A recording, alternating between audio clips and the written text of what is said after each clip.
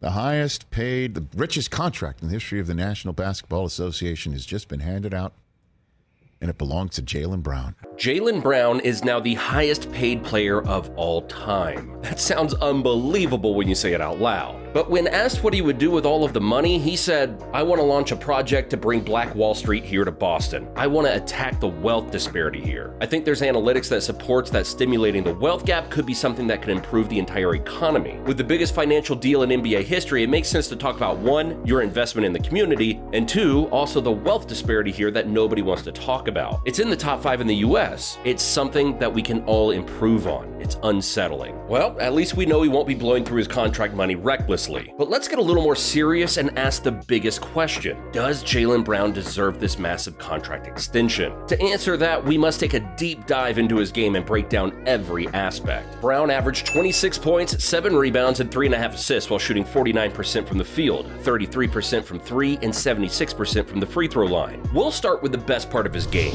finishing. He was 9th in field goal percentage in the restricted area, the paint. So that tells you right there he's one of the best finishers in basketball. To give it a little more perspective, he had a better finishing percentage than Jimmy Butler, Jason Tatum, Zach LaVine, Russell Westbrook, and Donovan Mitchell, just to name a few. Jaylen has some of the best body control in the game by far. His ability to muscle through contact is second to none. And that's no surprise because he weighs over 220 pounds. When you combine this with exceptional speed and agility, I don't need to explain further why that's a complex combination to stop when defending him downhill. And going back to him being 9th in field goal percentage in the restricted area, you have to understand, he's only the second option putting up such stats. That shows just how efficient and strategic he is when getting to the rim. He makes every drive count. And it also helps that he could simply posterize you when he turns the corner and sees you standing in no man's land. He's genuinely one of the most versatile finishers in the NBA. And what I mean by that is there aren't just 1 or 2 ways he can finish at the rim. He can create off the dribble and get to the rim. He can use backdoor cuts, is excellent in transition, and is always a lob threat due to his leaping ability. Only a few players in the NBA are just as versatile of finishers as he is, including LeBron James, Ja Morant, Anthony Edwards, and Giannis. The next part of his game we're only going to briefly go over is his passing. And I'm sure when most people hear passing, they probably think of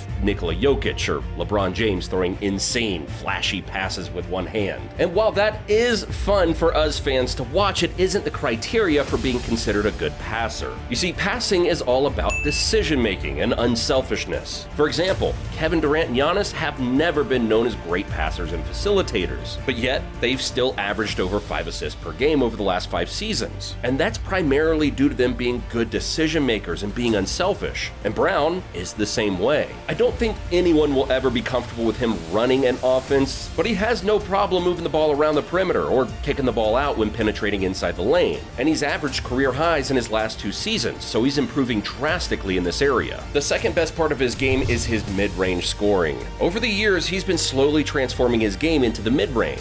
And like I always say, players who are elite at finishing and getting to the mid-range are extremely hard to guard against. He ranked just inside the top 30 in field goal percentage in the mid-range. And honestly, I would love to see him abuse this area of his game. And while he is decent and even sometimes a good three-point shooter at times, his three, it's just too inconsistent. He only shot 16% from deep versus the Heat in this year's Eastern Conference Finals. If he cut down his attempts from 3 and got inside the three-point line more often, that would boost his overall efficiency. He has such significant elevation in mid-range that it's hard to block or even contest. There is a reason the best scorers like KD, Devin Booker, SGA, DeMar DeRozan, Kawhi, and Joel Embiid utilize the mid-range so much. It's because you can do a lot from that distance. Once you get into the mid-range, you'll automatically collapse the defense, which opens up countless passing options. And with the defense collapsing around you, it's a lot easier to draw fouls. Then the last part of his game we need to go over is his defense. It doesn't matter how you feel about his contract, there is no denying that he's a good defender. If you're one of those casuals who judge a player's defense on steal and block averages, then you might assume Jaylen isn't that good of a defender, but that could not be further from the truth. In the 76ers vs. Boston series, he was James Harden's primary defender. Harden had 5 games where he scored less than 20 points and 3 games where he scored less than 13. I'm not saying he was the only reason for that, but he should be given a lot of the credit. It's even said that he demanded to be Harden's primary defender. That That alone should make you understand why Boston wanted to keep him at all costs. And let's not forget, he averaged 23 points in the 76ers series while shooting 54% from the field and 43% from three, which is insane as the second option. He exerted a lot of energy on offense. And then he went down to the other end of the court and had to guard one of the best isolation scorers of all time. And I know there's going to be some people who are still trying to discredit him by saying James Harden isn't the same Harden from the Houston days and isn't a great ISO scorer anymore. But again, that could not be further from the truth. During the regular season, Harden ranked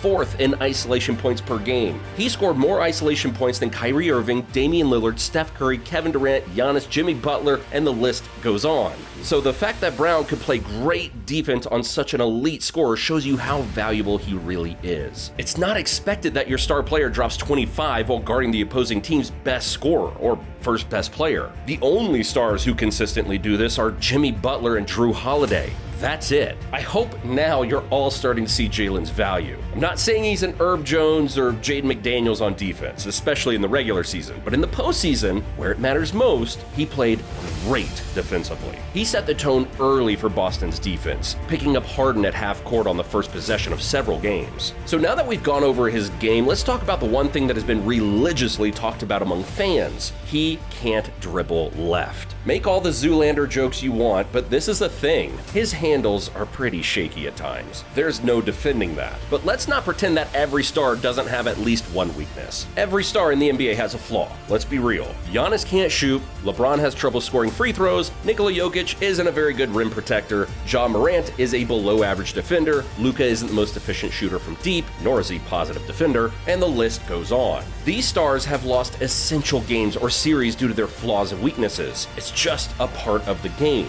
And in Game 7 versus the Miami Heat, he did have a horrific 8 turnovers. But everyone acts as if it was that way for the entire series, when really he only averaged 3.6 turnovers per game. Jason Tatum averaged slightly more turnovers than him with 3.7. And I'm not saying averaging over 3 turnovers is good, but it's okay. But his handles definitely do need improvement. And they have improved over the years, which lets you know he's been in the gym, but some players can only partially overcome specific weaknesses. Giannis will most likely never be able to be a consistent shooter. Luka's never gonna be a great defender. And LeBron will never shoot 90% from the free throw line. It's just how it is, and always has been. So discrediting a player solely due to one flaw isn't fair, especially when he's been great in so many other areas. The co-owner of the Celtics said this after Jaylen signed the largest contract. It's not just about a contract or money or playing basketball. It's about making a difference in life. That's what Jaylen embodies to me and my partner Steve and others, and to all of us here at the Celtics. He's a true Celtic. He's a Celtic for years to come. And former head coach Brad Stevens had this to say: from the moment Jaylen's gotten here, it's been about growing. It's been about getting better. It's about tackling every challenge. I think that's a great separator when you're talking about a player, when you're talking about a teammate, when you're talking about a person you want to be associated with and have a long-term relationship with. After reading that, it's apparent that there was a lot more that played into him receiving the mega contract. They see him as someone they want around for a long time due to who he is as a person, which is very interesting and just shows that being well-liked and the cheerful person can pay off big time. But what do you guys think about Jaylen Brown's contract? And what do you think about Boston's future moving forward, both on and off the court? Let us know in the comments down below. Thanks for watching, and I'll see you in the next one.